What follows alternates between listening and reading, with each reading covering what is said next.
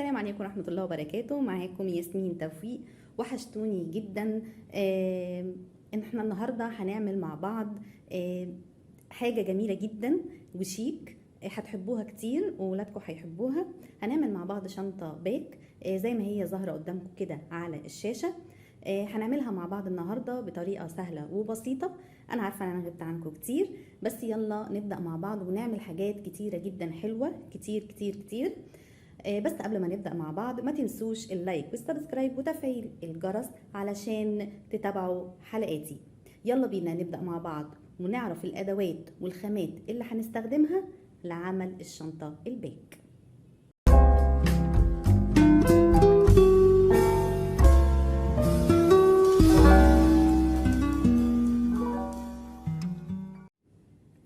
الأدوات اللي هنستخدمها مع بعض هنحتاج طقم جلد زي ما احنا شايفين. الطقم الجلد ده بيتباع جاهز، يعني الطقم ده انت بتجيبيه جاهز. طبعا بيبقى فيه اشكال تانية كتير، ممكن تجيبي الطقم ده باشكال تانية مختلفة وبالوان طبعا اللي انت حباها. بتلاقيها في محلات بتوع ادوات الخيط. ده الطقم ده عبارة عن القالب، وده جيب في وش الشنطة، وده بتبقى قاعدة الشنطة بالايد بتاعتها. طبعا انا بحب استخدم الخيط الاسود، يعني انا احب بعمل الشنطه سودة واعمل معاها اغير الالوان بتاعه الجلد. طبعا انت لو حابه تستخدمي اي لون تحبيه بتعملي بيه. انا هستخدم النهارده خيط اسود مع الشنطه. هستخدم الخيط ده اسمه السلسله، زي ما احنا عارفين بيتجاب شلل وانتي بتلفيه على ايدك. الشنطه اللي احنا هنعملها دي بتاخد نص كيلو، ممكن تاخد اقل شويه، بس انت اما تجيبي لازم تجيبي نص كيلو، علشان لو اتفضل لو ما كفاش معاكي مش هتعرفي تروحي تجيبي. ممكن لو رحتي تجيبي خيط تاني ممكن تطلع الفتله مختلفه، عشان انواع السلسله بتبقى فيه فتل بتبقى رفيعه شويه، بتبقى فيه تخينه شويه، فممكن ودرجه الاسود طبعا بتبقى مختلفه. فلازم تجيبي ازيد شويه علشان ما يهدرش او معاكي او ما يكفيش، فهو بياخد اقل من نص، فانت تجيبي نص كيلو. هنحتاج كمان مع السلسله هنحتاج ابره مقاس 4.5. هنحتاج ابره مقاس 4.5 زي ما احنا شايفين كده. انا بحب استخدم ابره ما تبقاش تخينه. ليه؟ علشان انا بحب الشنطه تبقى ماسكه نفسها وما تبقاش كده. لو استخدمتي ابره كبيره هتبقى الشنطه مش ماسكه نفسها كده ومش هتبقى حلوه. فانت لازم تستخدمي ابره كويسه تبقى معقوله مع الخيط، ما تبقاش ابره تخينه قوي. يعني ما تستسهليش وتقولي لا انا اعمل بابره تخينه شويه عشان الخيط تخين شويه فتعملي بابره تخينه. لا، الابره دي مناسبه مع الخيط اللي احنا هنستخدمه، خيط السلسله، عشان تبقى الشنطه ماسكه نفسها. طبعا هنعوز كمان ابره التنظيف، وزي ما اتعودنا اللي احنا بنستخدم الولاعه مع خيط السلسله. ما ينفعش تقصيه بالمقص، عشان لو قصتيه بالمقص طبعا الخيط بيتفتل معاكي، فلازم ده تستخدمي معاه الولاعه. يلا بينا نبدأ الشنطة الباك بتاعتنا ونعرف هنعملها ازاي بطريقة سهلة وان شاء الله ما تبقاش فيه حاجة صعبة. يلا بينا نبدأ مع بعض. هنبدأ مع بعض. اول حاجة هنجيب القالب بتاعنا، مش قصدي معلش سوري، هنجيب القاعدة بتاعتنا بتاعة الشنطة. طبعا ايد الشنطة لازم بتبقى لو لقيتيها مش مربوطة لازم بتلمي الايد كده وتربطيها عشان ما تضايقكيش وانتي بتشتغلي، هتضايقك وانتي بتشتغلي، فلازم تربطيها كده. عايزه اقول لكم حاجه، احنا اول سطر بيبقى صعب شويه عليكي عشان بس بتبقى البدايه، والاخرام بتبقى صعبه شويه. بس طبعا انتي القاعده بتيجي طبعا متخرمه كده جاهزه زي ما احنا شايفين. طبعا لو الاخرام دي ضيقه، لو انتي عندك خرامه ممكن بتعيدي عليها تاني، بتوسعيها شويه عشان ما تضايقكيش في الشغل. بس زي ما احنا شايفين الاخرام بتاعتنا واسعه وكويسه. انا هبدأ اعمل ايه؟ هبدأ اجيب الابرة بتاعتي وهجيب الخيط. انا هبدأ الشنطة من ورا، يعني انت شايفة دي ظهر الشنطة، ده ظهر الشنطة، شايفين معايا؟ انا هبدأ من ظهر الشنطة، انا مش هبدأ من الجناب ولا هبدأ من الوش. ده هيبقى وش الشنطة وده ظهر الشنطة ودي الجناب. انا هبدأ من الظهر عشان حابة البداية بتاعتي ما تبانش تبقى من الظهر. هي عموما كده كده مش هتبان، بس بتبقى ممكن زهرة بسيطة جدا، فانا بخليها من الظهر عشان ما تبانش معايا. هنبدأ نجيب الإبرة بتاعتنا، ركزوا بقى معايا شوية. هنجيب الإبرة بتاعتنا واجيب الخيط بتاعي. هنجيب، شايفين انا هبدأ من هنا، من اول هنا اهي، هبدأ من هنا كده وادخل الإبرة بتاعتي اهي، شايفين، واحط الخيط على الإبرة.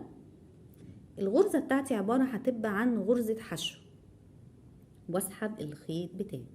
طبعا تشتغلي بالراحة علشان هو اول سطر زي ما احنا قلنا بيبقى متعب شوية. انا كده سحبت الفتلة بتاعتي اهي، وطبعا دي هتبقى معايا تحت الشغل من جوه اهي كده، شايفين ظاهرة معايا.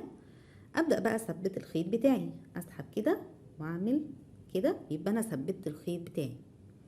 هبدأ ادخل تاني في نفس الخرم واعمل غرزة حشو. طبعا غرزة الحشو زي ما اتفقنا بتتعمل ازاي. هدخل كده اهو من غير ما الف الخيط على الابرة، هدخل واسحب الخيط واطلع، شايفين اهو، هيتفضل 2 على الابرة، هلف واخدهم الاتنين مع بعض. دي كده اسمها غرزة الحشو. في كل خرم من دول انا الخرم اللي بعده الفتحه اللي بعديها هدخل واعمل غرزه حشو. هدخل كده والف الخيط واطلع اهو، وبالراحه خالص وعلى اقل من مهلك. هيتفضل 2 على الابره، اسحب الاتنين مع بعض، شايفين.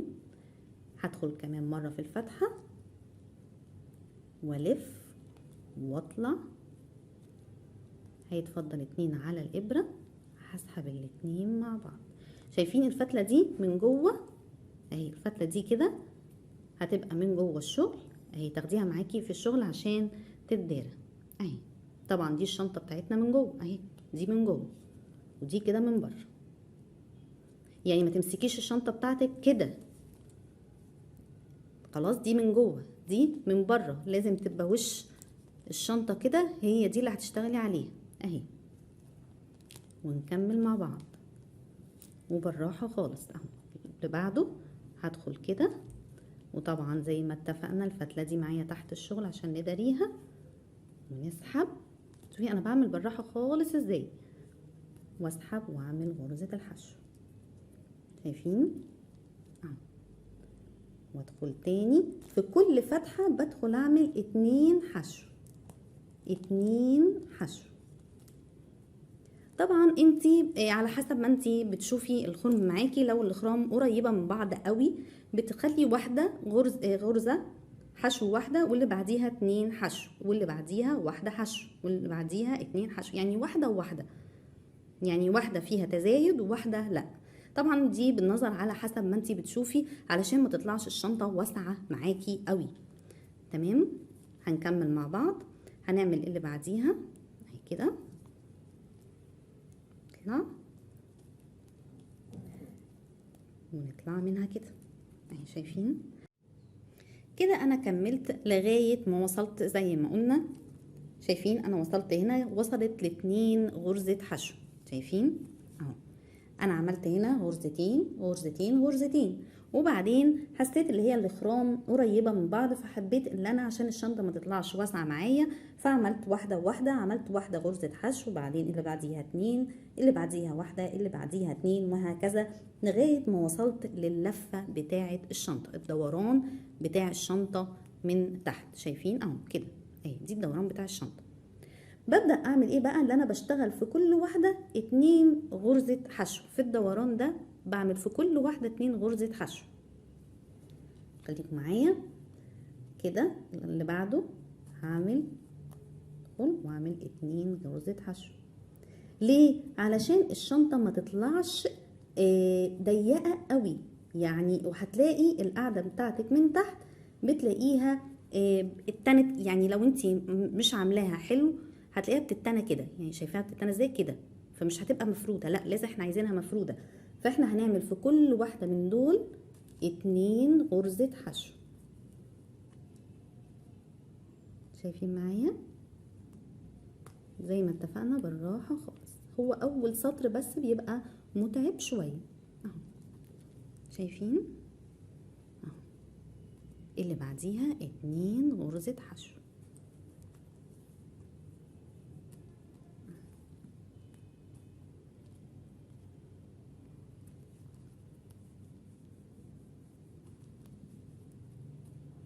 طبعا زي ما اتفقنا غرزة الحشو بتعمل ازاي، بتدخلي كده في الفتحة الخرم بتاعك وتطلعي، بيتفضل 2 على الإبرة، بتسحبي الاتنين مع بعض، وادخل كمان واحدة واعمل غرزة حشو.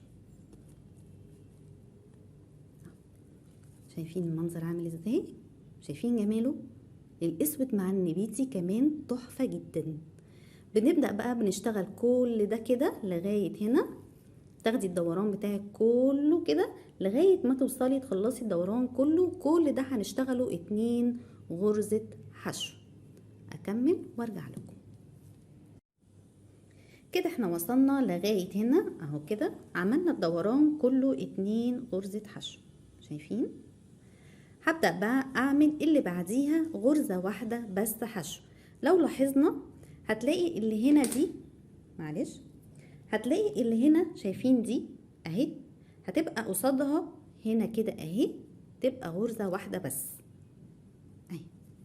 طبعا لازم بتبقى تظبطي العدد بتاعك، لازم تظبطي العدد ايه بتاعك. نبدأ نعمل مع بعض اللي بعديها، تبقى بقى ايه غرزة واحدة بس حشو اهي. ونكمل عادي بقى اللي بعديها 2 غرزة حشو، واحدة وواحدة.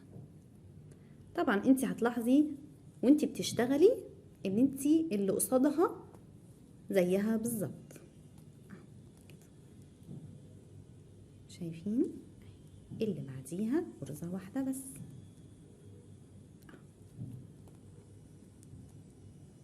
وهنكمل بالطريقة دي لغاية، طبعا احنا هنعمل كده واحدة واحدة لغاية ما تيجي هنا برضو، وتبدأي تعملي في كل واحدة 2 غرزة حشو الدوران كله اهي. فانا هكمل القاعدة بتاعتي، هعملها زي ما اتفقنا، واجي على الدوران هنعمل زي هنا بالظبط 2 غرزة حشو في كل واحدة، ونكمل لغاية ما نوصل للآخر. هكمل وارجع لكم. كده انا خلصت الدوران بتاعي. شايفين منظره عامل ازاي اهي؟ شايفين؟ والقاعدة بتاعتي مفرودة وحلوة. ببدأ اعمل ايه بقى؟ هبدأ اقفل بغرزة منزلقة. احنا بدايتنا كانت هنا اهي، هبدأ اقفل بغرزة منزلقة اهي. ادي اول غرزة عندي اهي، شايفين اول غرزة اهي، شايفينها اهي. هبدأ اقفل غرزة منزلقة في كده الفتلة الامامية، مش هاخد الغرزة على بعضيها، يعني انا مش هدخل واخدها كده، لا كده، لا انا مش عايزة كده، انا عايزة اخدها واقفلها في الفتلة الامامية فقط اهي. واقفل كده، واقفل واسحب بغرزة منزلقة على طول اهي. شايفين كده؟ انا قفلت السطر بتاعي. هبدأ اعمل ايه بقى؟ انا هبدأ اطلع اول سطر بتاعي عشان اطلع بالشنطة. هعمل سلسلة وادخل في نفس المكان واعمل غرزة حشو. عملت سلسلة ودخلت في نفس المكان عملت غرزة حشو. اللي بعديها هدخل في الفتلة الامامية، شايفين السلسال اهو، شايفين دي اهي، هدخل في الفتلة الامامية دي اهي، شايفينها اهي دي، بس مش هدخل في الاتنين دول، لا انا هدخل في جوه السلسلة كده اهي، الفتلة الامامية بس، واعمل غرزة حشو. شايفين معايا؟ في الفتلة الامامية اللي هي دي، شايفينها دي بس، هدخل كده واعمل غرزة حشو اهي. اللي بعديها جوه كده الفتلة الامامية بس، واعمل غرزة حشو. تاخدوا بالكم يا جماعة الفتلة الامامية مش كلها، يعني ما تاخدهاش كلها كده، بصي كده، لا انا مش عايزاها كده، لا انا عايزاها تاخديها من الفتلة الامامية بس اهي كده اهي، النص كده اهي، وتعملي غرزة حشو. شايفين؟ كمان واحدة اهي، الفتلة الامامية دي اهي جواها واعمل غرزة حشو. شايفين معايا؟ شايفين الموضوع بقى سهل وبسيط ازاي؟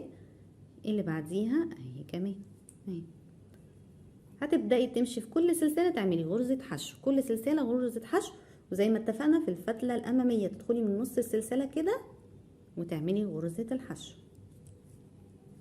اهي، من نص السلسلة كده تعملي غرزة حشو. شايفين؟ واحدة كمان اهي كده كده تعملي غرزة حشو اهي. شايفين اهي؟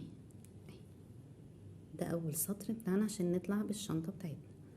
هنمشي كل ده كده بقى لغاية الاخر زي ما اتفقنا في الفتلة الاولانية في الفتلة الامامية، وتعملي غرزة حشو كل الدوران بنفس الطريقة من غير زيادة. احنا كده خلاص عملنا القاعدة بتاعتنا، هنطلع بقى بغرز الحشو بتاعتنا. هنمشي بالطريقة دي لغاية اخر السطر نعمل غرزة الحشو اهي. هعيدها معاكم تاني علشان تبقى واضحة اهي. اهي السلسلة بتاعتنا اهي شايفينها، هدخل من جواها كده من نصها كده من الفتلة الامامية واعمل غرزة الحشو اهي. اهي بندخل جوه كده من غير ما نسحب، من غير ما نلف الخيط على الابرة، وبعدين نلف الخيط ونطلع هيتفضل 2 على الابرة ناخد الاتنين مع بعض، وهكذا بنفس الطريقة لغاية الاخر. هكمل وارجع لكم. كده احنا خلصنا السطر الاولاني، شايفين ادي السطر الاولاني عملناه. وصلنا في الاخر عايزين نقفل السطر بتاعنا. هنقفل السطر بتاعنا ازاي؟ ملناش دعوه بالسلسله اللي احنا عملناها، احنا قفلنا وعملنا سلسال، لا ملناش دعوه بيه، ملناش دعوه بيها. هندخل في هنا ونعمل غرزه سقط اهي، اول السلسله دي ونعمل منزلقه كده اهي. شايفين اهي؟ هبدا اعمل بقى اطلع سلسله، السلسله دي ملناش دعوه بيها خالص، تمام. وابدا ادخل في نفس المكان واعمل غرزه حشو. شايفين؟ طبعا زي ما اتفقنا احنا بنشتغل في الغرزه الاولانيه الاماميه، مش اللي ورا الخلفيه، ولا بناخد الاتنين مع بعض. بنشتغل في الغرزه الاماميه اللي هي دي اهي، في السلسله الاماميه دي اهي، واعمل غرزه حشو وادخل في اللي بعديها. يعني يعتبر احنا بندخل في نص السلسله اهي، انتوا شايفين السلسله اهي، بدخل في نصها كده واعمل غرزه حشو اهي. شايفين؟ ادخل في نص السلسله واعمل غرزه حشو. الشنطه عباره عن كلها هتبقى غرزه حشو، بس في السلسله الاماميه، في هنا الفتله الاماميه دي، يعني تخشي في نص السلسله عشان هتديكي منظر جميل اهو. شايفين معايا اهي؟ في نص السلسله تدخلي في نص السلسله. هعمل معاكم تاني اهي عشان تبقى واضحه. نص ادي السلسله بتاعتنا، هدخل في نصها كده واعمل غرزه الحشو اهي. هكمل بقى بالطريقه دي زي ما احنا شايفين، كل الدوران ده نفس الحكايه، وبعدين تقفلي بغرزه منزلقه وتبداي تطلعي بالشنطه. تبداي بقى الشنطه هتطلع معانا، هتلاقيها بتطلع معانا. هنبدا نشتغل بالطريقه دي كام سطر؟ هشتغل 16 سطر. انا هشتغل 16 سطر بنفس الطريقه دي. المهم ان انت تشتغلي تدخلي بالابره في نص السلسله، تاخدي الفتله الاماميه، تمام. هنكمل بالطريقه دي لغايه ما اشتغل واكمل 16 سطر، ونرجع نعرف مع بعض هنركب الجيب بتاع الشنطه ازاي من قدام. هكمل وارجع لكم. ده كده منظر الشنطه بتاعتنا بعد ما طلعنا بال16 سطر. خلصت ال16 سطر زي ما احنا شايفين منظر الشنطه. شايفين الشنطه طالعه عدله مش متنيه، وادي القاعده زي ما احنا شايفين، اوريها لكم اهي مفروده كده، والشنطه ماسكه نفسها. شايفين معانا الشنطة من جوه اهي كده. ده كده الوش بتاعنا، ده طبعا الظهر. عايزة اوريكم الظهر لما قلنا الغرزة ممكن تبان اهي كده. شايفين كده؟ يبقى الغرزة بتاعتنا القفل بتاعنا ما يبانش وتبقى من ورا وهي مش ظاهرة قوي ومش باينة. شايفين؟ طبعا الشنطة بتتعدل، الايد طبعا بتبقى معاكسة شوية في الشغل، بنعدلها كده. بتبدأي تعدلي الشنطة بتاعتك عشان بعد ما خلصنا ال16 سطر ببدأ اركب الجيب بتاع الشنطة اللي قدام اللي هو ده، ببدأ اركبه. عايزين نعرف ونشوف بنركبه ازاي. بنبدأ نحط الجيب كده، طبعا بتوسطني الجيب في نص الشنطة، بتوسطني الجيب في نص الشنطة.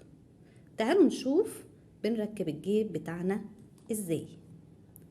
تابعوني لغاية اخر الحلقة علشان تعرفوا تكملة الشنطة ازاي.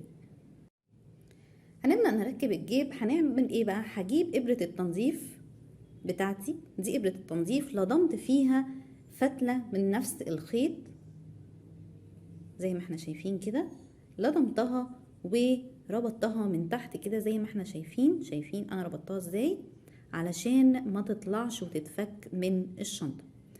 تعالوا نشوف مع بعض بقى. بعد ما نوسطن الجيب في نص الشنطة، شايفين معايا كده؟ يا رب يكون باين كده. انا وسطنت الجيب بتاعي. هبدأ اعمل ايه بقى كده اهو.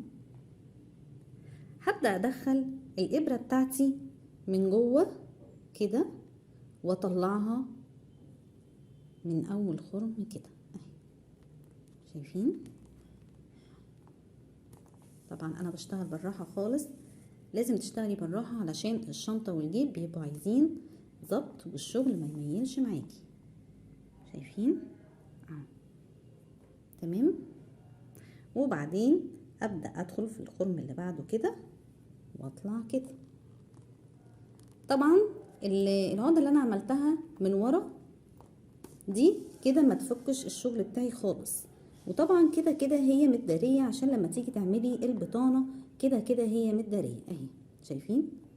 وطبعا انا هنضفها بالولاعة بعد كده في اخر الشغل. شايفين معايا؟ وبعدين ارجع ادخل في الخرم اللي بعده كده. انا بثبت الجيب بتاعي في الشنطة ولازم من نفس الخيط عشان طبعا منظر الشنطة يبقى حلو. شايفين؟ وبعدين اكنك بتخيطي اهي، وبعدين تخشي في الخرم اللي بعده اهو. شايفين اهو.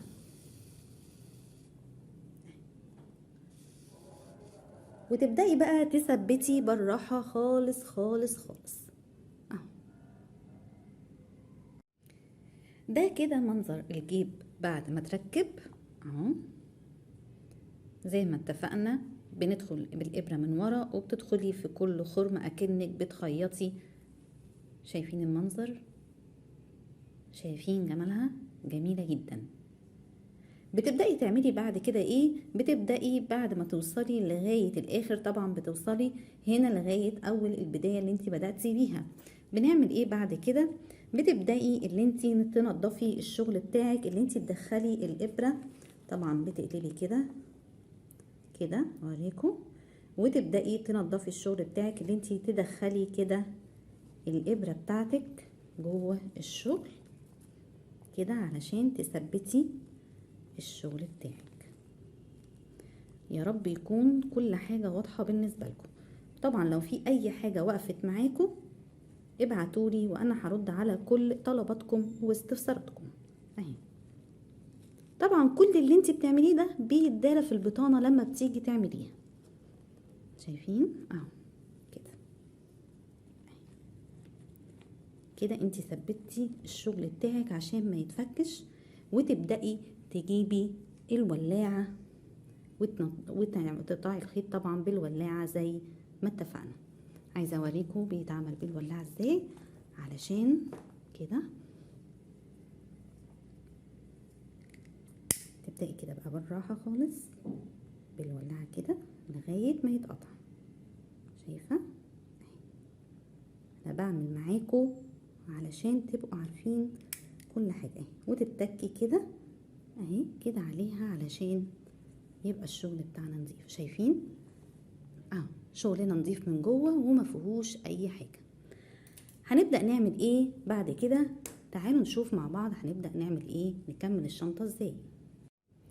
هنبدأ بعد كده نكمل شغلنا عادي، نكمل بقى الشنطة ونطلع ببقية الشنطة. احنا كده يعتبر عملنا نصها.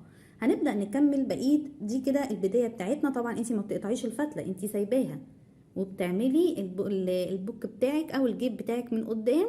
لو عندك بواقي خيط طبعا بتعملي بيها احسن ما تفتحي في بكرة تانية. لو عندك باقي خيط بتركبي بيه الجيب بتاعك. انا كده طبعا ما قطعتش، انا مش قاطعه الفتله بتاعتي وبكمل الشغل. هبدا اكمل الشغل بتاعي اللي انا هعمل غرزتي عادي. ابدا اعمل سلسله واعمل غرزه حشو.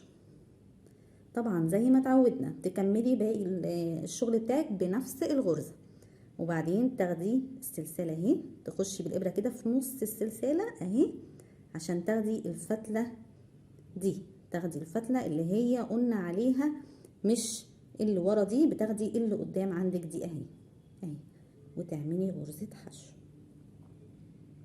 وتكملي شغلك عادي خالص اهو. شايفين اهي؟ طبعا الشنطة بتبقى واقفة معاكي كده عشان تعرفي تشتغلي باقي الشنطة اهو. شايفين؟ يا رب يكون الموضوع سهل وبسيط جدا اهو. شايفين منظر الغرزة وجمالها؟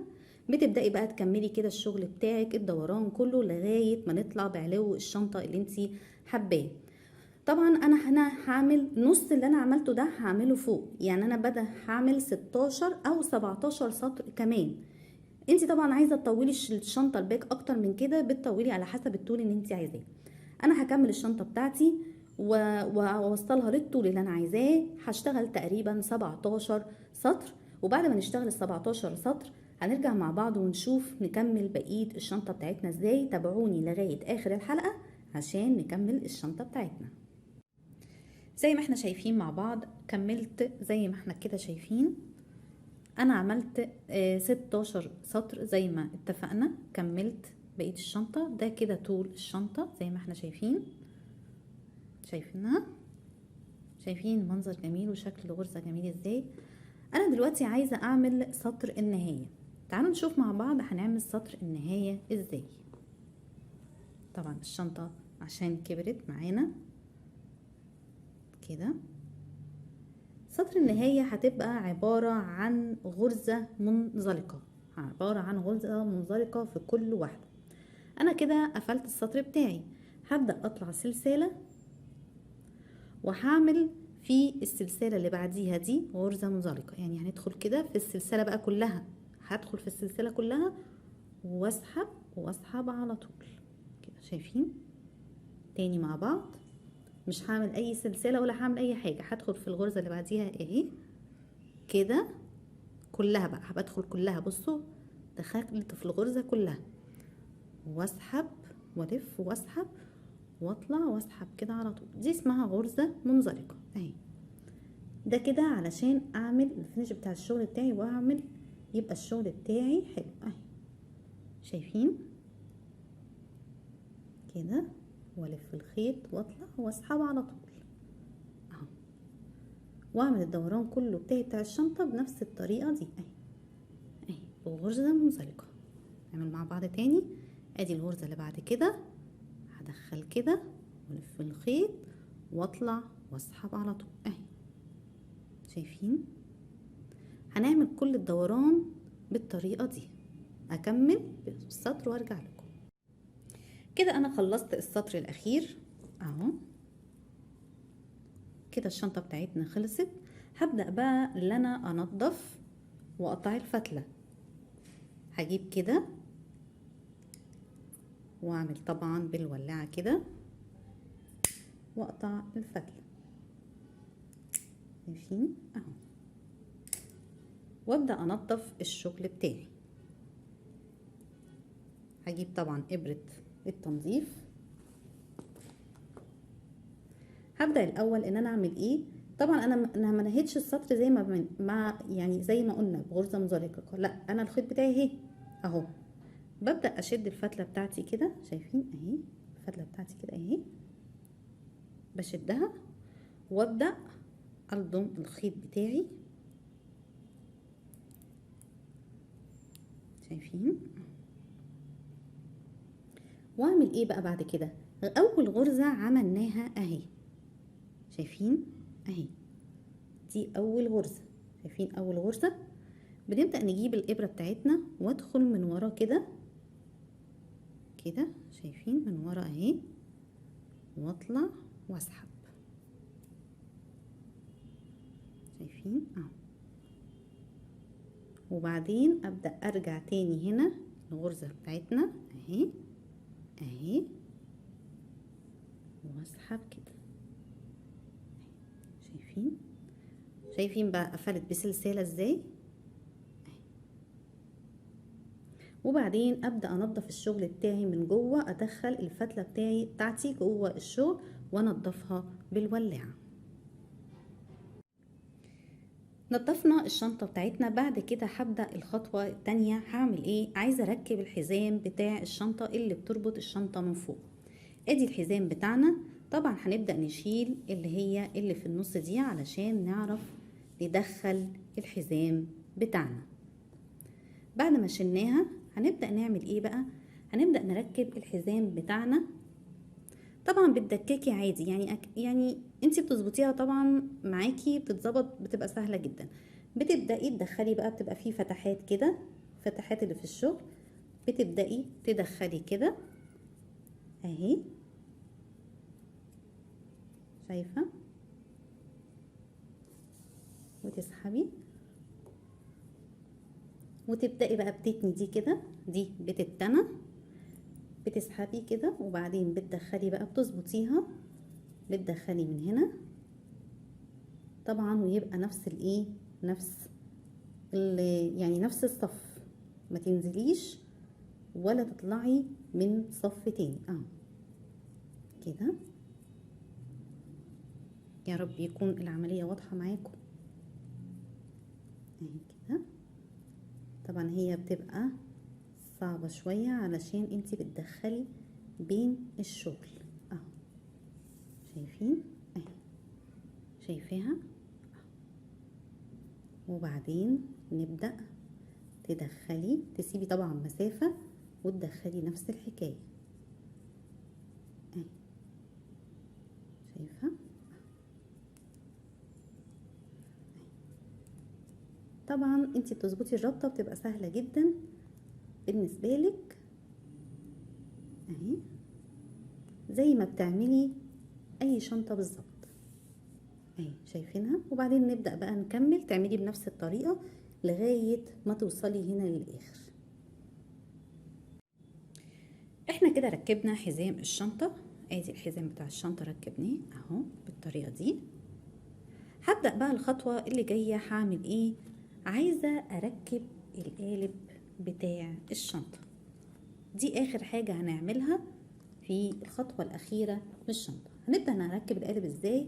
طبعا حرك بقى بالراحة مع بعض كده، وتبدأي بعد ما دككتي الشنطة اهي، بتبدأي تحطي، تظبطي كده اهو، شايفين، بتظبطي كده القالب بتاعك. تعالوا كده لما نقلبها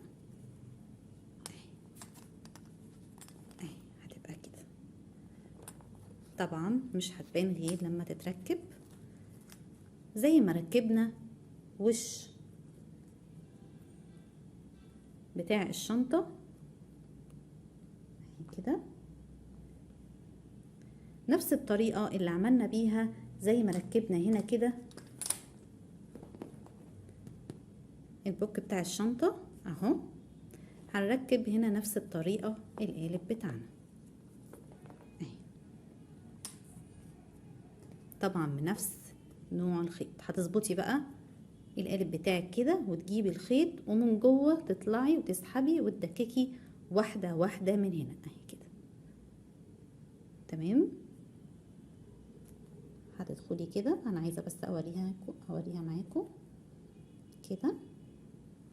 طبعا انت لما تدككي من تحت الحزام، مش فوق الحزام، تحت الحزام بالظبط، تحت الحزام اللي احنا دككناه. شايفه اهي، وتدخلي وتسحبي كده، وتبدأي تدخلي بقى الخرم كده وتسحبي، وبعدين تطلعي وتدخلي، وبعدين تطلعي وبعدين تدخلي الخرم اللي بعده، وهكذا وهكذا لغاية ما تدككي طول القالب بتاعك، العرض بتاعه كده. كده منظر الشنطة بتاعتنا بعد ما خلصت. شايفين منظر الشنطة وجمالها، جميلة جدا، واللون النبيتي مع الاسود تحفة. وزي ما احنا شايفين ده اللون الجملي مع الاسود، انا كمان اهو ده اللون الجملي مع الاسود، شايفينه اهو، شايفين الجمال ده. كده القالب بعد ما تركب، وادي القفل بتاعها اهو. طبعا عملنا الشنطة من هنا زي ما عملنا الجيب بالظبط اهو، وركبنا القفل. شايفين جمال الشنطة اهي اهو. دي كده منظر الشنطة بتاعتنا الباك، وطلع حلوة وجميلة اهي وبسيطة جدا. يا رب تكون الحلقة عجبتكم والشنطة عجبتكم. يلا بسرعة اعملوها البنات الحلوين، اولادكم هتعجبهم جدا باللون اللي هم يحبوه. ولو في اي حاجة وقفت معاكم ابعتولي وانا هرد على كل تعليقاتكم واستفساراتكم. وما تنسوش اللايك وسبسكرايب وتفعيل الجرس عشان تتابعوا كل حلقاتي. استنوني في حلقة جديدة. باي باي.